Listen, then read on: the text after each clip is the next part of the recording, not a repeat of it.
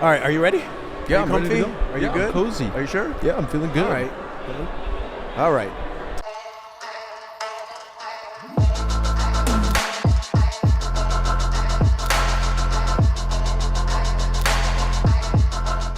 So Danielle Croix, thank you for being on the Actorshpere podcast. I appreciate you stopping by.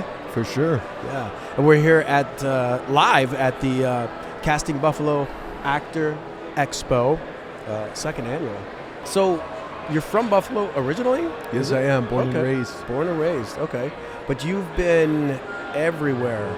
Many places. Yeah. You've lived in many places, right? Yeah. One of them, we talked before this, and I've lived as well, is in Hawaii. Mm-hmm. But where else have you lived?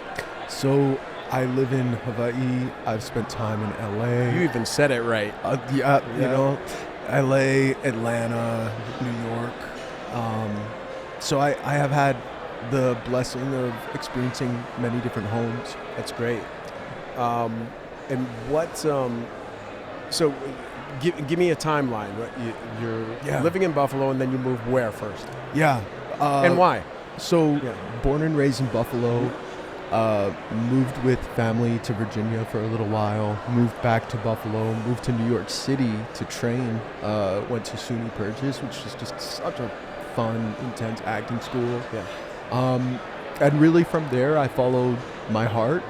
Sometimes the heart would lead me toward a series or a play or art, or my heart led me through relationships. So my partner is born and raised on Oahu, and that's what connected me to that land. And Wow. And LA is that's about the work. You know, it's about the heart that I have for storytelling, for film and television. Yeah.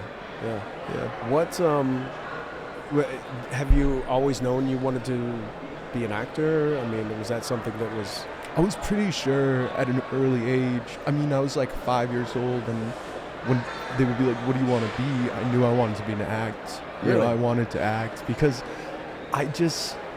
I was obsessed with Fresh Prince of Bel-Air. I was really into all of the films that I came up on. I loved Spike Lee's work. Like, I knew I wanted to be a part of something like it. And then when I went to school, I found out I could, talk to crushes if I did the play. Like, there were like all these little moments where I was like, okay,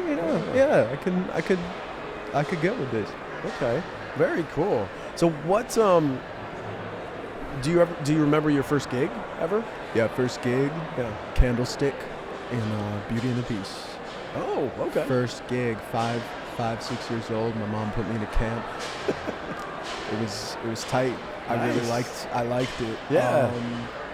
And then just like school plays, stuff like that. Yeah. Wow. Okay. So, yeah, you had the bug early then.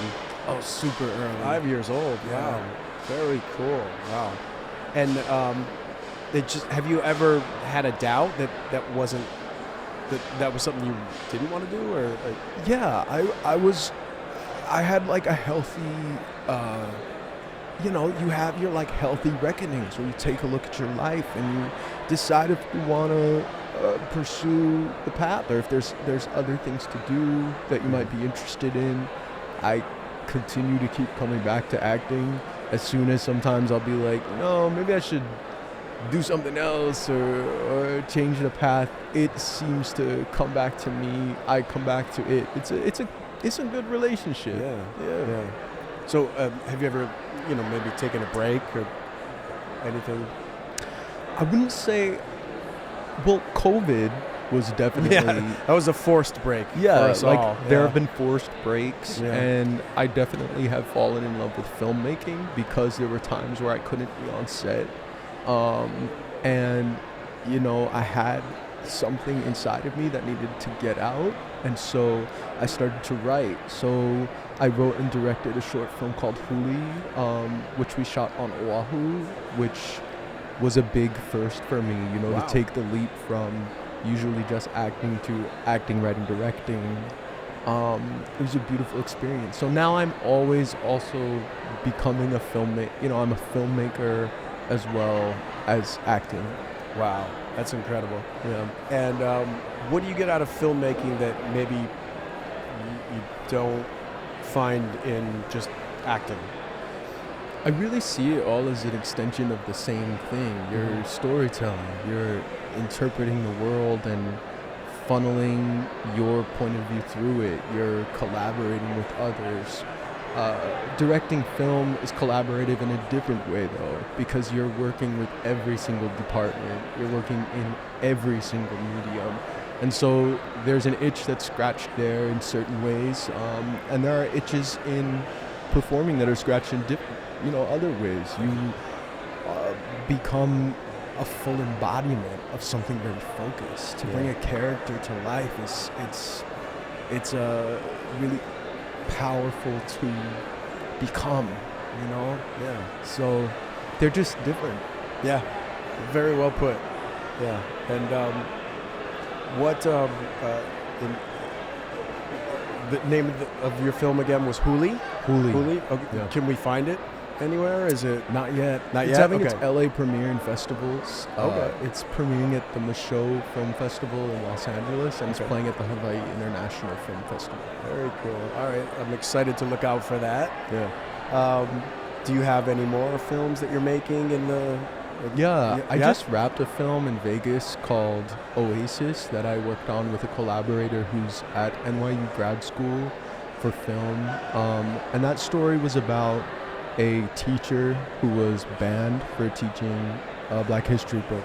There's a lot of education restrictions happening in the country, and we just sort of wanted to reflect that story and give a nod to our educators, our Black teachers, everyone who has sort of paved the way for us to do what we do. Yeah. Wow, that's incredible. Good. And are you writing any more for the future, or all the time? Yeah, all the time. I mean, I'm always doing all of it. Yeah.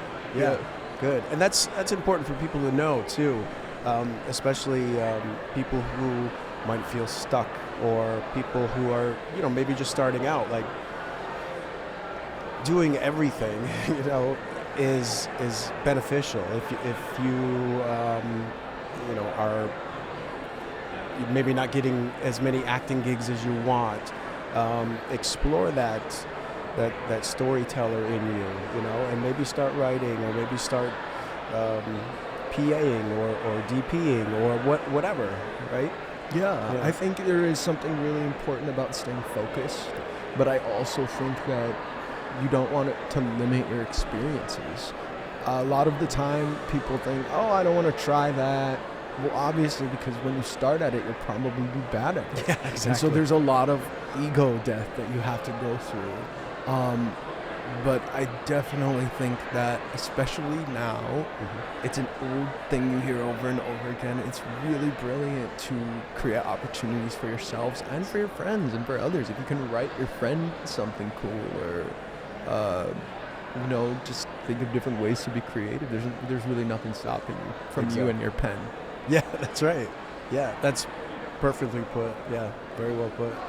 Yeah, tell me a little bit about some of the projects you've been in, or you're doing, or you're in.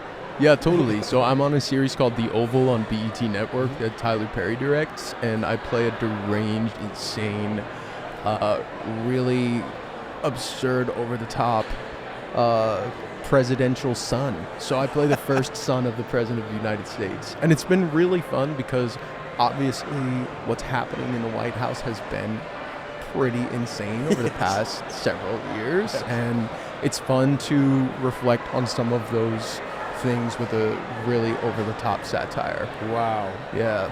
So, and I'm also doing there's a series on Apple TV called Manhunt, which is a historical drama chronicling Lincoln's assassination. And I really loved being a part of that series. The scale was incredible. The performances are really stunning. And I'm just really excited on those projects. Holy cow. All right. Yeah. So how did you get involved in those? So I went through the audition process like everyone, and got to the other side.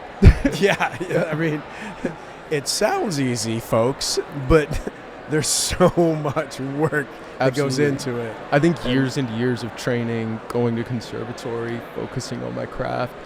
Stephen McKinley Henderson, who was here speaking earlier, talked about how even as your business and your career rises, you can't let your craft slip, because sometimes a door will open, but if your craft isn't ready for it, it won't actually serve you. So it was really great to hear that.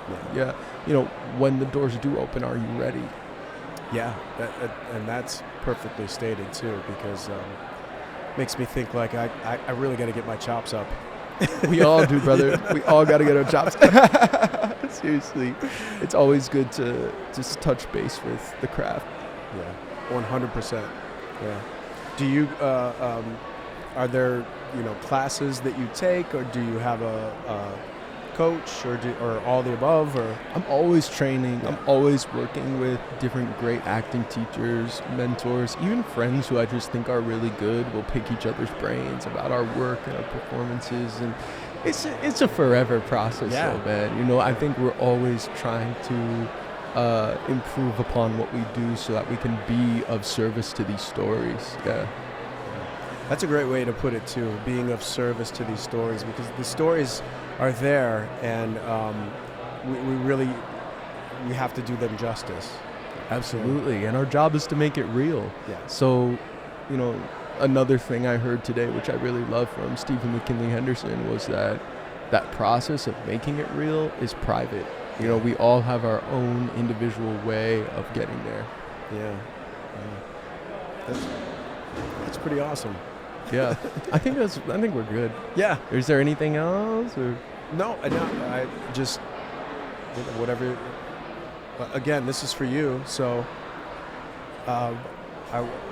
whatever you want to put out there. Sure. I want to make sure that you mention all your projects and your contacts. And I think the last thing I would say is just, if you want to be a part of this world, you just keep the faith. You keep putting in the energy every day. You keep doing something every day to move toward it. My friend Dre always talks about how our job is like a gardener. You just plant seeds all of the time, and you don't always get to know which one sprouts or what order they sprout in or how fast it'll grow. But in the process of always planting and creating the conditions for that growth, something will come. So keep at it every day. Plant a new seed every day. I like that. Yeah. I like that a lot. I'm going to use that. Take it. Okay. From Dre to me to you. Okay, good. Daniel, thanks so much, man. Thank you. Really appreciate being here. Yeah, you're awesome, man. Thanks, brother. Thank you. Seriously. That was good shit.